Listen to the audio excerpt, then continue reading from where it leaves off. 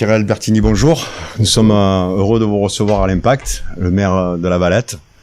Comment on devient maire? Qu'est-ce qu'on poursuit dans la vie pour en arriver là?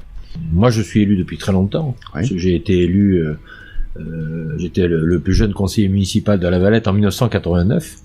Et ensuite, mon travail de kiné me prenant beaucoup de temps, j'étais conseiller municipal, mais je participais peu à la vie de la ville. En 2001, je suis devenu adjoint. 2008, 2014, voilà. Je pense qu'on devient maire parce qu'on a envie de le faire. Mais moi, je suis devenu maire aussi malheureusement, par opération d'un problème de santé de mon maire, Christian Hummel, qui m'a fait confiance et qui m'a positionné pour que je devienne son maire remplaçant, du coup. Et depuis le 23 avril de cette année, je suis maire de La Valette. Et à La Valette, il y avait des projets donc que vous avez dû continuer à mettre en place. Et puis il y a certainement des projets qui vous tenaient à cœur. Bien sûr. Alors en fait, bien entendu, j'étais adjoint aux finances avant d'être maire, donc je connais bien les finances de la ville, qui sont des finances parfaitement saines. Je veux plutôt me recentrer sur des projets qui vont entraîner une meilleure qualité de vie dans la ville de La Valette. Des projets de proximité. Qui dit proximité dit commerce et Bien. commerce de centre-ville, parce qu'on est quand même cerné par les grands groupes et les zones commerciales qui se multiplient, et on a quand même des difficultés à faire vivre les centres-villes. Nous, ce sont les commerces du cœur de ville. Et dans leur logo, le cœur est un cœur. D'accord. Il n'est pas écrit, il est dessiné. Oui. C'est un joli cœur rouge. Parce qu'en fait, c'est le cœur qui dit que l'on aime notre centre-ville. Je suis très attaché au centre-ville. J'y ai travaillé en tant que kiné. Mon cabinet est au centre-ville de La Valette. J'y ai travaillé en tant que kiné pendant de longues années. Donc je l'ai vu bien vivre, un peu moins. Et puis aujourd'hui, ce cœur de ville, on est en train de le réveiller en fait. Pour qu'il batte à l'unisson, qu'il batte bien. Il se réveille par des animations, et notamment la dernière qui était la cuisine du Sud.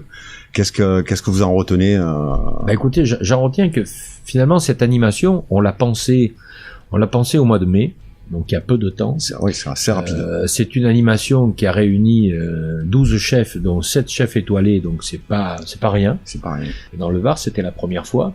Donc pour une première, on s'est pas trop mal débrouillé. En plus, notre parrain Christophe Baquier, 3 étoiles le guide Michelin, vient aujourd'hui même d'être consacré comme le meilleur chef de l'année 2018 par 6000 chefs étoilés. Oh. Donc on s'est pas trompé de parrain non plus. Et en fait, ce qu'on a voulu, c'est attirer les Valettois, les Toulonnais, les habitants de la métropole, les Varois, et peut-être même de plus loin, dans notre centre-ville de La Valette. Et tous les commerçants ont joué le jeu. Que ce soit des commerces de bouche, qui étaient plus adaptés à la manifestation, ou tout autre type de commerce, ils ont joué le jeu le samedi et le dimanche. Ils étaient tous présents, ils ont tous fait des stands, ils ont tous participé à l'animation, et c'est ça qui est le plus important. Aujourd'hui, il y a quand même une problématique. Les animations, c'est bien, mais on a un problème de sécurité et de mettre les gens en sécurité. Alors ça, c'est un deuxième élément important de la proximité. Je parlais de proximité. Autant dans la proximité, le fait d'animer, il est important, parce que animer, ça permet aux gens de se retrouver, ça permet aux gens d'avoir des soirées sympas. Mais ces soirées, elles sont sympas que si elles sont sûres. Tout à fait. Donc j'ai mis l'accent sur la sécurité. Nous avions 14 policiers municipaux à La Valette, j'en ai engagé 4. Donc maintenant, on a 18 policiers municipaux pour 23 500 habitants, je pense que c'est bien. Ils étaient déjà bien équipés, mais on les a mieux équipés, on va dire. Oui. 14 caméras vont être installées avant la fin de l'année. Et l'année prochaine, autant seront installées de façon à couvrir complètement le territoire. Nous nous sommes fait aider par du personnel de la police nationale qui est spécialisé justement sur la mise en place de ces caméras. Et là, nous lançons le marché pour pouvoir justement les acquérir le plus rapidement possible. C'est bizarre les caméras, puisque je fais partie de citoyens, et au départ, c'était quelque chose qui me dérangeait. Et puis quand on n'a rien à se reprocher, finalement... Alors, il faut dire que les caméras, c'est particulier, parce qu'on a l'impression que la caméra va tout surveiller. Mais en fait, les caméras, elles ont des angles de vue qui sont uniquement sur des lieux publics. Il n'y a jamais d'angle de vue sur un lieu privé. Déjà, on a cette sécurité. Et en plus, moi, ce que je veux absolument, c'est de la vidéo protection. On n'est pas là pour faire de la répression, on est là pour faire de la protection. C'est vraiment pour la protection des biens et des personnes. Il y a aussi le tourisme. Comment on fait pour faire du tourisme quand on n'a pas la mer? Ah ben justement, il faut être inventif. Non, mais je crois que on n'a pas la mer, mais on a la mer aussi, puisque nous faisons partie de cette magnifique métropole Toulon-Provence-Méditerranée, où la mer est partout, et nous en bénéficions comme les autres, autant que les autres, je dirais. Le petit plus que nous avons, c'est que nous avons un massif qui s'appelle le massif du Coudon derrière nous, qui surplombe d'ailleurs l'aire toulonnaise. Nous avons beaucoup de chemins de grande randonnée. Nous avons 2 jardins remarquables à La Valette, un public, le jardin remarquable de Baudouin, un privé, le jardin remarquable d'Orvès, qui sont pratiquement côte à côte. Donc nous avons quand même la chance de pouvoir bénéficier de ces joyaux et surtout de pouvoir en faire bénéficier les promeneurs et les gens qui sont intéressés par tout ce qui est botanique. Il y a aussi un domaine où les mairies sont très impliquées, c'est la culture. Oui. Que se passe-t-il à La Valette? Je dirais culture et patrimoine. Et là, nous avons une magnifique exposition qui s'appelle Traces de Provence. En fait, les traces, c'est les traces du passé, mais aujourd'hui. Et il y a une très belle exposition qui a été faite par notre groupe qui s'appelle la Respelli de Valettin, qui est un groupe provençal. Il y a des galeries de portraits avec des personnes qui sont en habit provençal.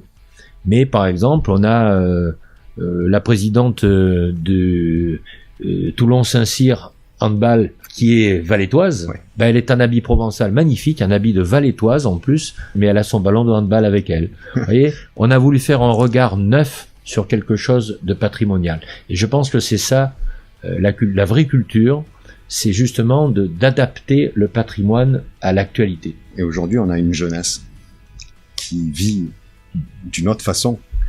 Quel œil vous portez sur cette jeunesse? Et la jeunesse... en fait, il y a plusieurs âges dans la jeunesse. Pour le plus jeune âge, on a un très beau projet.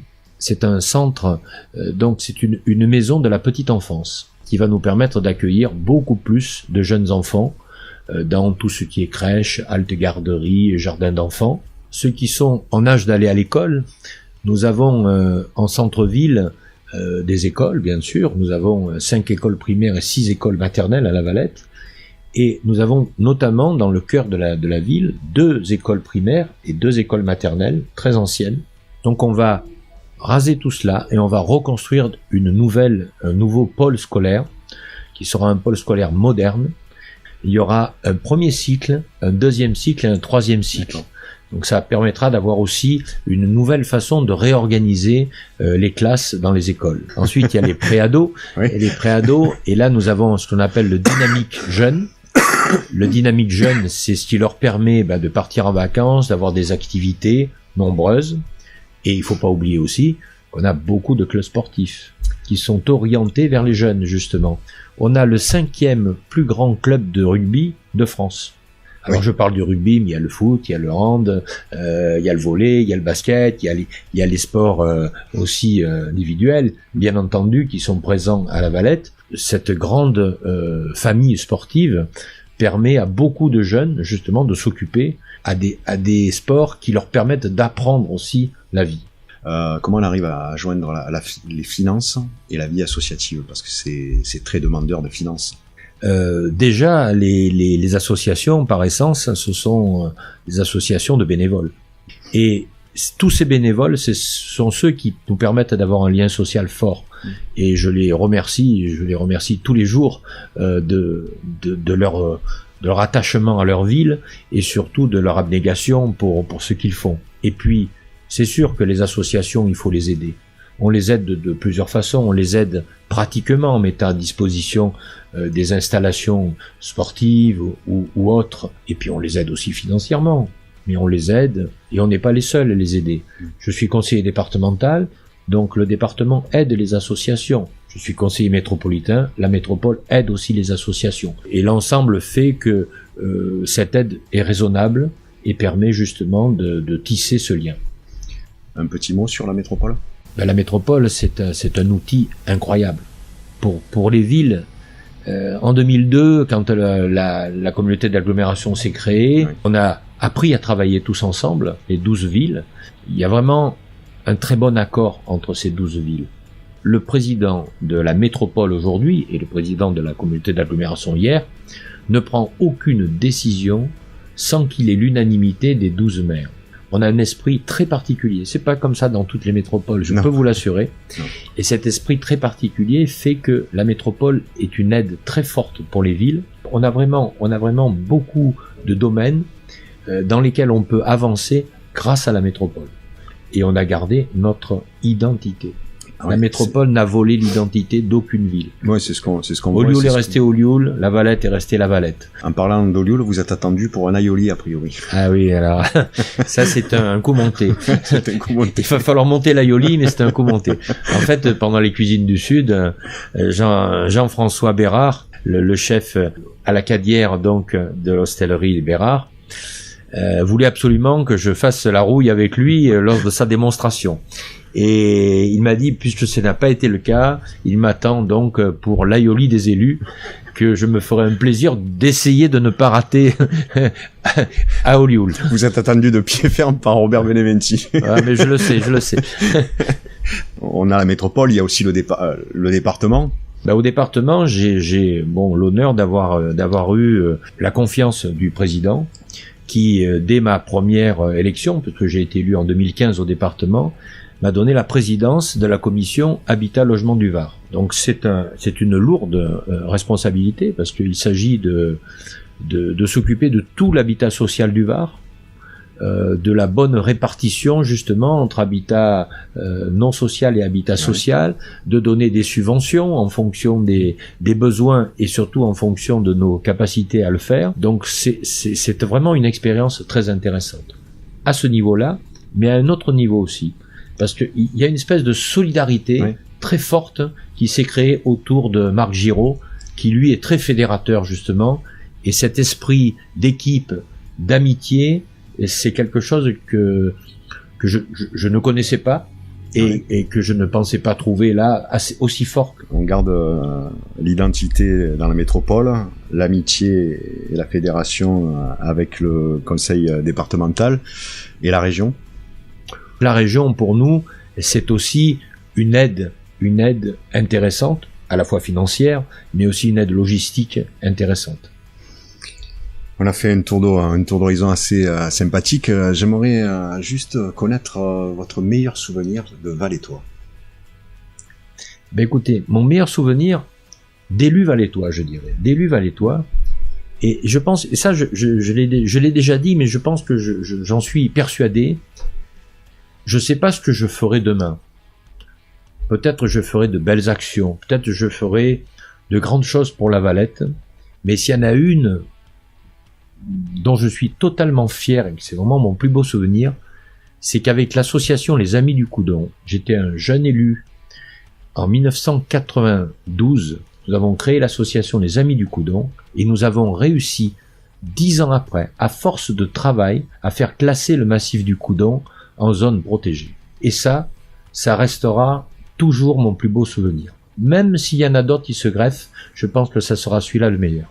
Quel est votre prochain plus beau souvenir pour la Valette, même si c'est un rêve?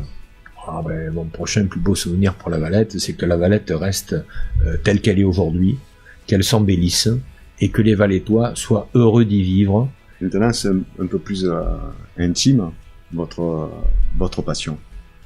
J'en ai plusieurs de passions. Moi, je suis passionné par le dessin et la peinture.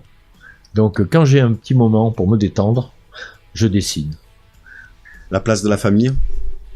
La place de la famille est très importante. Sans ma famille, j'aurais pas pu arriver là où je suis, sans mes parents. Puis aujourd'hui, mes enfants sont mes premiers supporters. Et j'ai même ma petite fille, quand je suis allé dans l'école pour la rentrée des classes, où j'étais interviewé et photographié par un journaliste local, c'était dans sa classe. Et quand j'ai vu les yeux qu'elle me faisait et qui brillaient, j'étais très heureux d'être là et qu'elle soit fière de moi. Aujourd'hui, on est dans un système de remplacement et de changement. Comment vous placez l'amour là-dedans? Écoutez, moi je pense que l'amour c'est le centre de la vie. C'est l'amour qui nous dirige, c'est l'amour qui nous permet d'avancer. Sans amour, rien ne se fait. Autant l'amour d'une ville que l'amour d'un métier, que l'amour d'une femme, bien sûr, mais aussi l'amour de soi. Je pense que si on ne s'aime pas, ben on a du mal à aimer les autres. Si j'ai rien oublié, on va terminer sur l'amour. Eh ben, je pense que c'est une belle fin, ou plutôt un beau commencement. Caméra dernière génération. Je vois que dans votre magnifique studio, vous en avez quelques-unes. Je ne sais pas si je vais pas partir avec, d'ailleurs. Des économies sur le budget des finances. Exactement. Je vous remercie d'être venu nous voir. Et je vais faire comme d'habitude. On va prendre un café. Allez, merci. Merci.